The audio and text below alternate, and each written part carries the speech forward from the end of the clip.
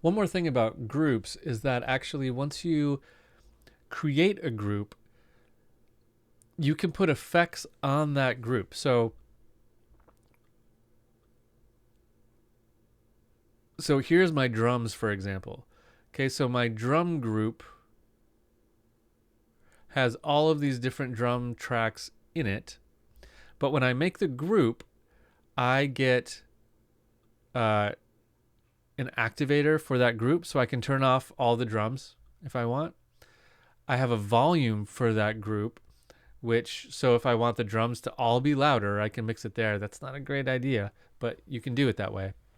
I've got different sends I can use, but most importantly, I can put effects on all the tracks in that group by just putting them here. Effectively, this is like routing, another kind of bus sort of.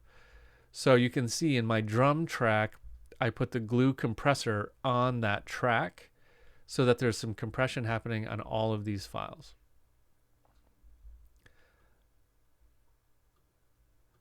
In fact, I did that on all of these. So if I go to the saxes, they have a compressor. The brass has a compressor.